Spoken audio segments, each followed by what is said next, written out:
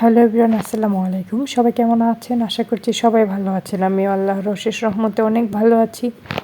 প্রতিদিনের মতো নতুন আরও একটি ভিডিও নিয়ে আমি আপনাদের মাঝে হাজির হয়ে গেলাম। আজকে ব্লগটি শুরু করেছি একদম সকাল থেকে। সকালে ঘুম থেকে উঠেই আমি চলে আসলাম কিচেনে। এসে সকালে নাস্তা তৈরি করে নিচ্ছি, রুটি বেলে নিচ্ছি, ভাজি করে নিচ্ছি। তার সাথে আমার হাজব্যান্ড, তার মাঝে আমার হাজব্যান্ড বাইরে থেকে সিঙ্গারা, সমুচা, লুচি নিয়ে এসেছিল। তো আমাদের নাস্তায় আজকে এগুলোই থাকছে। শুরুতেই সবার কাছে একটি লাইক চেয়ে নিচ্ছি। ভিডিওটি কন্টিনিউ করার আগে একটি লাইক দিয়ে দিবেন। আর আমার চ্যানেলে যদি নতুন হয়ে থাকেন বা আমার ভিডিও যদি প্রতিদিন দেখতে চান, তাহলে আমার চ্যানেলটি সাবস্ক্রাইব করে পাশে থাকা বেল অল অপশনে ক্লিক করে রাখতে পারেন। এতে করে আমি যখনই ভিডিও দেব, ভিডিও দেওয়ার সাথে সাথে আপনার মোবাইলে নোটিফিকেশন চলে যাবে। আর আপনি যদি এই কাজটি অলরেডি করে থাকেন তাহলে আপনাকে অসংখ্য ধন্যবাদ। আমি সকালে নাস্তা শেষ করে রুটি বেলে আলু ভাজি করে অলরেডি নাস্তা করে নিয়েছি। এর মধ্যে চলে আসলাম আমার ড্রয়িং রুমে। ড্রয়িং রুম বলতে পারেন বা ছোটোখাটো একটা লাইব্রেরিও বলতে পারেন। আমার বাসাতে কিন্তু অনেক বই আছে, হাদিসের বই, গল্পের বই, কবিতার বই, নাটকের বই, বিভিন্ন ধরনের বই কিন্তু আছে।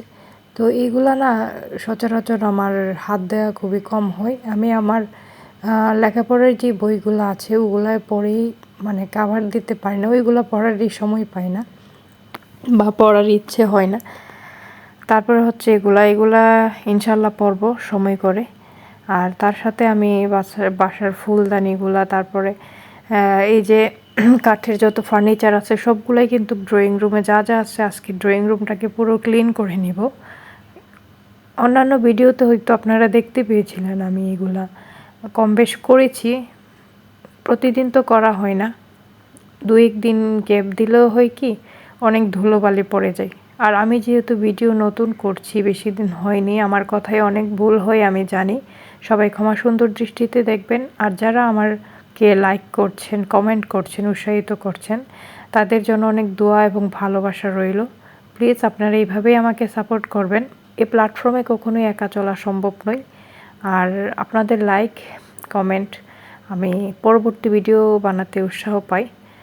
দেন হচ্ছে আমি ফুলগুলো মুছে নিলাম। এই যে গোল টেবিলটা দেখতে পাচ্ছেন, এটা কিন্তু বেতের টেবিল।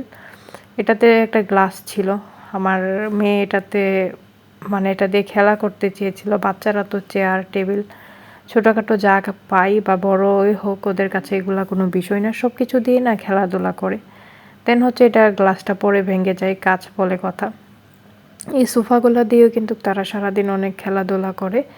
সোফার কুশনগুলো নামিয়ে ঘর তৈরি করে, সোফার মধ্যে উঠে নাচানাচি করে, এই আর কি। তারপরে এই যে এটাও আমি মুছে নিব। এর মাঝে কিন্তু আমার ছেলে এসে আমাকে বলছিল এটাও আমাকে দাও, এটা দাও, এভাবে বলছিল, হাত দিচ্ছিল। আমি ওর হাতটা সরিয়ে সরিয়ে আমি আমার কাজটা করে নিচ্ছি।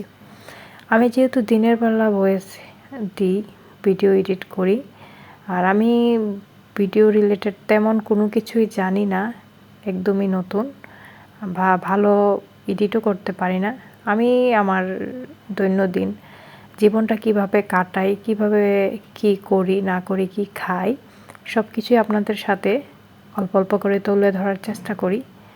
আর আমি গল্পে গল্পে বা কথার প্রসঙ্গে অনেক কথাই বলি, এতে কেউ কিছু মনে নেবেন না। যদি ভুল হয় অবশ্যই আবারও বলছি, ক্ষমা সুন্দর দৃষ্টিতে দেখবেন।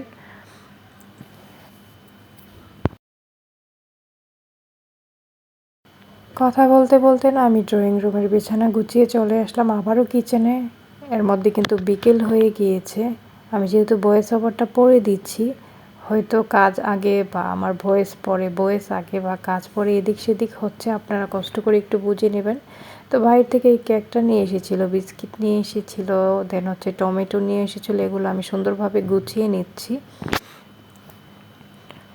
তো আজকে টমেটো দিয়ে চিংড়ি মাছ দিয়ে রান্না করব, সাথে থাকছে আলু। চিংড়ি মাছ আমার বেবিদের খুব পছন্দের একটি খাবার।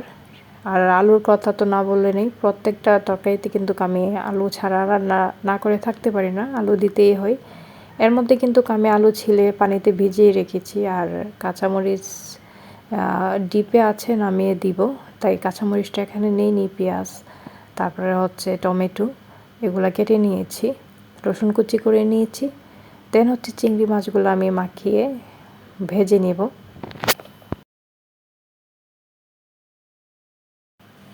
তো চিংড়ি মাছগুলো এখানে ভেজে নিচ্ছি, এদিক দিয়ে ভাজা হতে থাকুক। আর আপনাদের সাথে আমি আরও অনেক কিছুই বলার থাকে, তবে সব জায়গায় সব কিছু বলা যায় না, এরকম একটা বিষয় নিয়ে অনেক কিছুই বলা হয় না।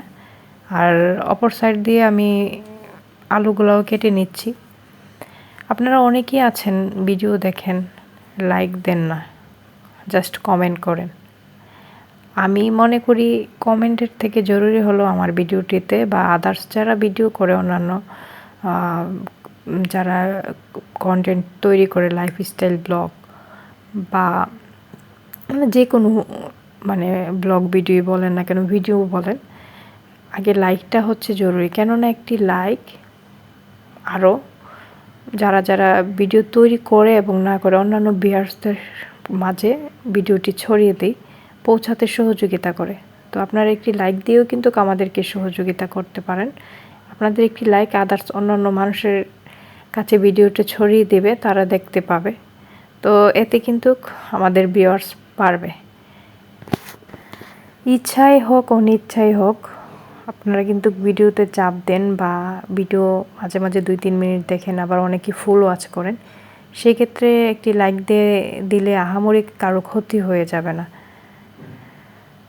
আর কথা বলতে বলতে আমি কিন্তু অনেক কথা বলে নিয়েছি। আপনারা সবাই আমার কথা যদি ভুল হয়ে থাকে ক্ষমা সুন্দর দৃষ্টিতে দেখবেন, কেননা কখন কি কথার প্রসঙ্গে বলে ফেলি। হয়তো আমার কাছে এটা যুক্তি মনে হয়েছে বা আমার খারাপ লাগা থেকে আমি বলেছি, হয়তো আপনাদের কাছে ভালো নাও লাগতে পারে। তার জন্য আপনাদের কাছে একটাই অনুরোধ করব, সবাই ক্ষমা সুন্দর দৃষ্টিতে দেখবেন। আর এর মধ্যে কিন্তু আমার রান্না প্রায় আলুগুলো সিদ্ধ হয়ে গিয়েছে। এখন আমি টমেটোগুলো দিয়ে দিয়েছি। ফ্রিজে ডিপে আমি কাঁচামরিচ সংরক্ষণ করে রেখেছিলাম, এর থেকে আমি 3টা কাঁচামরিচও দিয়ে দিলাম। দেন আমি উপর দিয়ে দিলাম গুঁড়া মরিচ, লাল মরিচ, তারপরে দিয়ে দিলাম একটু ধনিয়ার গুঁড়া। এটা আমার রান্নার সর্বশেষে দিয়ে দিচ্ছি আর কি। এখন একটু পানি দিয়ে আমি চিংড়ি মাছগুলো দিয়ে দিব, ধনিয়া পাতা দিয়ে দিব। কথা বলতে বলতে আমি কিন্তু একদম ভিডিও শেষ পর্যায়ে এসে গিয়েছি। ভিডিওটি আর লং করছি না। আর আমি অনেক কিছুই বলেছি, এতে কেউ কিছু মনে নেবেন না। সবাই যারা আমাকে সাপোর্ট করছেন বা সাপোর্ট করেন, এভাবেই সাপোর্ট করে যাবেন। আর আমার পরিবার পরিজনের জন্য সবাই দোয়া করবেন। আমিও সবার পরিবার পরিজনের জন্য মনের অন্তঃস্থ থেকে দোয়া করি। সবাই ভালো থাকবেন, সুস্থ থাকবেন। আজকের ভিডিওটি এ পর্যন্তই এবং এখানেই শেষ করছি। দেখা হবে নতুন কোনো দিন নতুন কোনো ভিডিও নিয়ে। আল্লাহ হাফেজ।